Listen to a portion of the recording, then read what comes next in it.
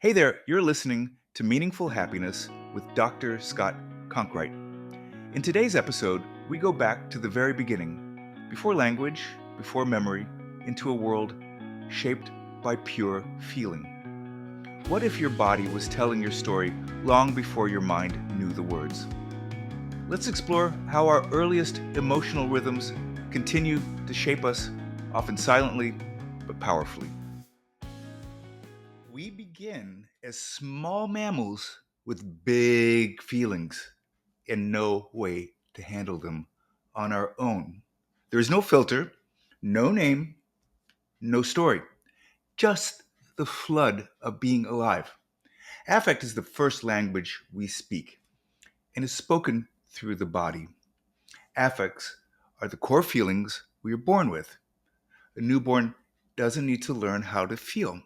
Core feelings, or big feelings, or affects, if you want to sound sciencey, are already there at birth. Raw, reflexive, and insistent.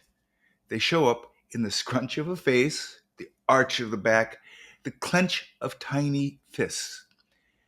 These are not conscious acts, at least not yet. They are core feeling signatures. The renowned child analyst Winnicott aptly stated, "There is no such thing as an infant." He was right. There is always an infant and a mother or caregiver. Affective signatures, including facial expressions, body movements, and sounds, convey to the world around the newborn infant what it is feeling in a big feeling sort of way. Core feelings ensure that the infant is clearly heard and understood by the caregiver. The adult in the room may not know exactly what's causing the little creature to be distressed. I mean, it could be a dirty diaper, hunger, or a pinch from clothing, but the search for the source is underway. Not quite sure why the little one is totally fascinated with running water, but it clearly is. Any new loud sound causes a startle, if not fear. The clearly irate tiny tot needs something to stop when it's mad. And soon, and they need it to stop now. And the parent is quickly trying to figure out just what the problem is. You know this language too. You were also born with it and spoke it fluently at one point. You still know the basics because they haven't gone away. A scowl means anger. A smile is enjoyment. Open, intent eyes mean interest. Tears and wailing mean distress. As an adult, when you see these affects on others, when you see these big feelings or feel them yourself, you immediately tell a story about them. For the infant, what's happening doesn't have a narrative. For the infant, what's happening doesn't have a narrative. There is no, "I feel sad because," there's only physical expression. And we are assuming the feltness of the experience for this infant. This is too much, or this feels good, or I want more. We're inferring that. The infant doesn't know it wants contact, but it reaches. It doesn't understand fear, but it feels it in its body. The body feels and moves before the mind is aware of why. From an affect relational theory perspective, art, this is the beginning of emotional life, a pre-narrative state where core feelings, where affects saturate perception and movement. Affective awareness arrives not as content, but as tone. Or a better way yet, it tells all involved which feeling stage the story is unfolding on. All the world is a stage, Shakespeare stated wisely a few hundred years ago. If I were to film a David Lynch inspired movie about a play called Babies, somewhat along the lines of the short film of his called Rabbits, and the curtain opened and there was only an infant and a mother on a sofa, you would know what the feeling of each scene was, depending on the affect displayed by the infant and the mother's reaction to it. Each act is a different core feeling, let's say. A strange play, but one that all parents watch every day.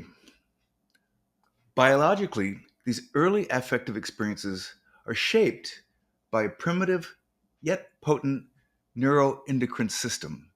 The amygdala fires, the hypothalamus sets off alarms, cortisol surges through an undeveloped HPA axis, and just as quickly, oxytocin floods the system during a soft, skin to skin moment with a caregiver. It's chaos and comfort without separation. Can't tell the difference between the two, just living them. Experiences lived in the whole body, not just the brain. Before you panic about this whole topic now, let me take a moment to clarify what I just said. Before you ever knew what stress was, before you had words or thoughts or even a sense of you, your body had one job: feel everything. In those first weeks of life, you are a creature of pure affect. You don't think about hunger, you are hunger. You don't worry about abandonment. You just feel the ache of absence in your bones, in your whole body. You don't choose to cry. You become the cry. That's because one of the most important feeling related systems in your body, the HPA axis, isn't entirely online yet. The HPA axis is like your body's built in fire alarm, but more sophisticated. It stands for the hypothalamic pituitary adrenal axis. A mouthful, yes, but all you need to know is this: it's your stress response system, your internal alarm that kicks in when something feels wrong or dangerous. So let's meet the three important players again. Let's meet the team. The hypothalamus. Think of it as the watchful boss in your brain scanning for signs of trouble. Now the pituitary gland, the tiny but mighty middle manager, passes on instructions. In the adrenal glands, they're perched on top of your kidneys and they operate like emergency responders, ready to pump out cortisol, your body's stress hormone. In a fully developed system, when something stressful happens, like you miss a deadline, get stuck in traffic, or feel judged in a conversation, your hypothalamus sends out the first set of hormones, which tell the pituitary to send another hormone, which tells your adrenals to release cortisol. This helps you focus, move, and respond. But a newborn doesn't yet have this coordinated loop. The hypothalamus is still figuring out how to signal. The pituitary is learning its cues. The adrenal glands are in kindergarten, so to speak. So instead of stress becoming a signal to act, as it does in adults, it stays as a feeling to endure. The infant doesn't respond to danger. The infant is the danger. There's no buffer, no filter, no story to organize what's happening. Everything is affect. Everything is core feeling. Everything is big feeling. Zero nuance. It's a world made of feelings. This means the newborn isn't just sensitive to feelings, they are feelings. Life comes as wave after wave of felt experience: interest, joy, startle, distress, hunger, warmth, shame, relief. These aren't interpretations or reactions, they are the baby's entire reality. Relief, by the way, is enjoyment. That's why we often smile with relief. Before the HPA axis comes online, affect rules the nervous system. The body doesn't know how to scale a response or conserve energy for later. So a misplaced touch or a missed feeding doesn't just feel bad. It is experienced as the most consuming experience ever. The world is a state of total crisis if things don't feel good, and life is blissful if it does. There's nothing in between. That's why core relationships in these early months matter so deeply because when an attuned caregiver shows up in a calm, warm, and attuned way, they don't just soothe the baby, they also nurture the baby's emotional development. They become the baby's first external regulator. They do the job the HPA axis can't do yet. They are the fire alarm and the fire brigade and the blueprint for safety and the builder of the blueprint. As we grow, the HPA axis matures, providing the means for learning actually to stick and for increased control over our reactions. We learn to anticipate, interpret, and regulate our emotions. But the body never forgets those early years. If our needs were reliably met, the stress system develops like a well calibrated thermostat, alert, but not overreactive. However, if our early affective world was chaotic, disjointed, or shaming, then the HPA system may become biowired for hypervigilance, or worse, become desensitized from overuse. So the body becomes its own echo. So when we say the body becomes its own echo, what we're really saying is that experience has a tempo. And the earliest tempos, the ones that arrive before language, before memory, before story, those don't disappear. They settle into us. They become how we feel our way through the world. Even when we think we're just reacting to the moment, the body might be replaying something from long ago. Not as memory, as motion. This is where dynamic vitality affects, or DVAs, come in. DVAs are not emotions. They're not even feelings in the traditional sense. They are the felt qualities of movement and presence that carry affect before we can name it. Think of the way a body leans forward when interested, recoils when startled, stiffens when ashamed, or softens when it feels safe. DVAs are the choreography of core feelings, patterns of tension and release, tempo and intensity.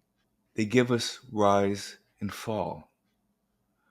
They're not what we feel about something, they're how we feel as we move through it. I developed the concept of dynamic vitality affects to give language to the ways affect lives in the body, not just as posture or gesture, but as ongoing adaptive strategies for survival and connection. In art, DVAs help us see how the body doesn't just echo the past, it performs it over and over, sometimes decades later, in the rhythm of a voice, the arc of an eye movement, the weight of a footstep. Now, this isn't a brand new idea. It stands on the shoulders of those who came before. Wilhelm Reich, for instance, working nearly a century ago, introduced the concept of body armor, which he described as chronic muscular contractions that he believed were the body's way of storing repressed emotional experiences. To Reich, this wasn't metaphorical. He believed the body literally held back expression to protect the psyche from overwhelm. A slumped chest wasn't just poor posture, it was grief unwept. A rigid neck wasn't just stress, it was rage unmet. Bessel van der Kolk extended this tradition with the now widely known phrase, the body keeps the score. His research shows how trauma isn't just remembered in the mind, it's stored in the body's systems of sensation and response, especially in individuals who couldn't make sense of what was happening to them. For these individuals, triggers in adulthood don't awaken memories, they awaken bodily patterns such as collapse in tone, a racing heart, a frozen breath, without any conscious connection to the original event. This is precisely what DVAs are designed to help us name. Because the affective world of the infant doesn't vanish as we grow, it just gets translated. It gets coded into rhythms of interaction, into expectations about others, into scripts that we live out without ever knowing we're following a script. If you've ever flinched at kindness or waited for rejection even as you were being embraced, and if you've ever noticed that your body tenses before your mind registers why, well, you're not reacting to the now, you're echoing an old DVA, one that was formed when your nervous system was young and your needs were many and the world didn't always know how to show up for you.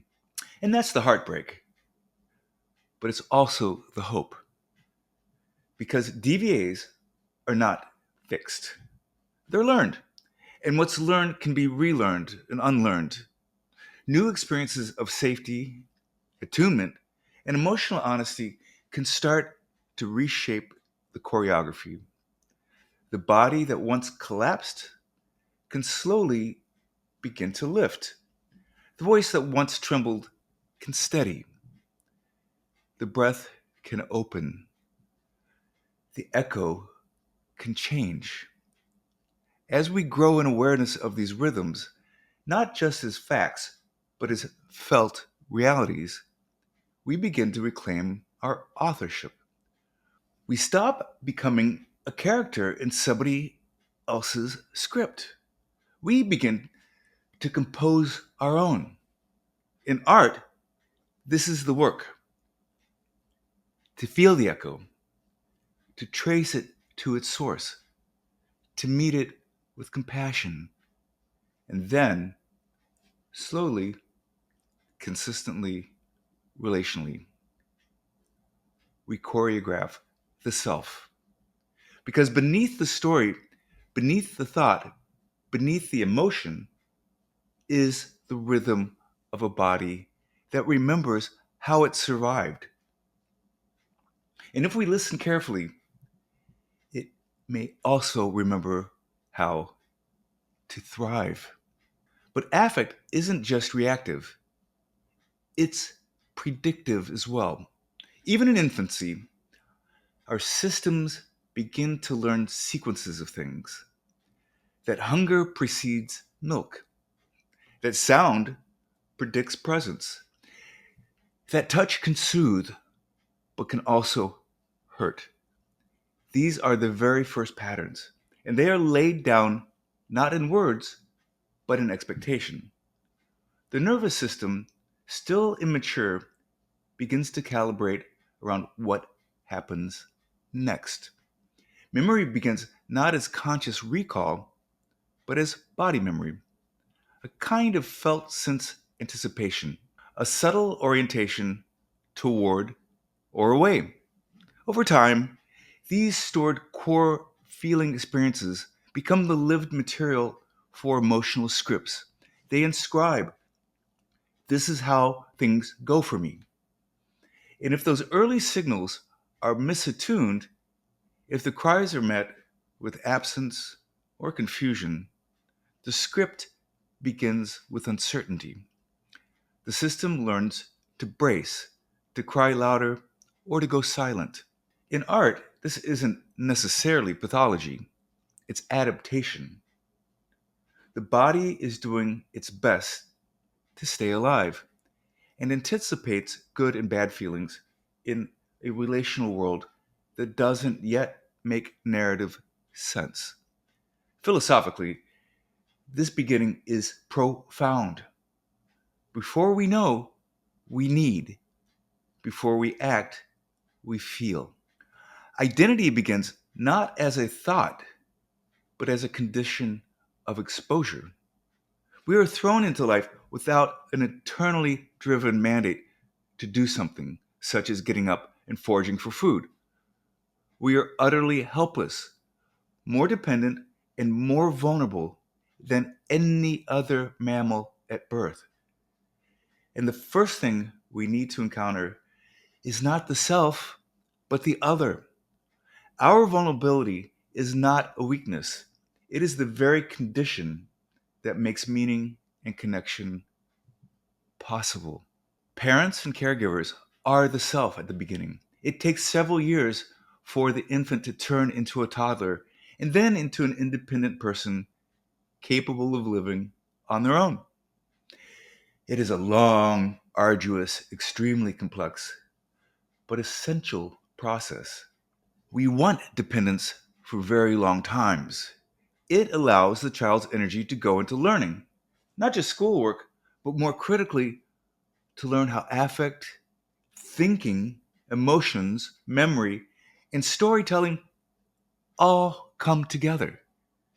The hope is that by the end of adolescence, the young adult will be a competent storyteller, one who has the agency to tell healthy, mostly positive stories, I hope, about themselves and the world around them.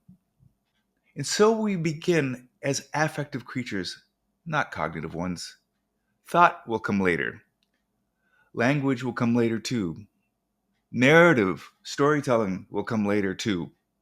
But affect comes first. It is the essential motivating factor that allows humans to become fully human. And being fully human means having narrative and affective competency. More of that coming up. When babies are born, they're experiencing pure, intense feelings, but have no way to understand or control them on their own. Unlike adults who can think about their emotions, babies simply are their feelings.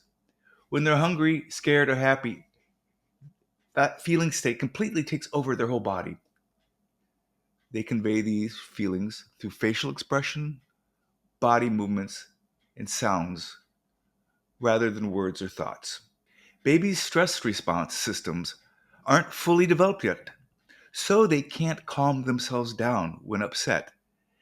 They depend entirely on their parents or caregivers to help soothe them and make them feel safe.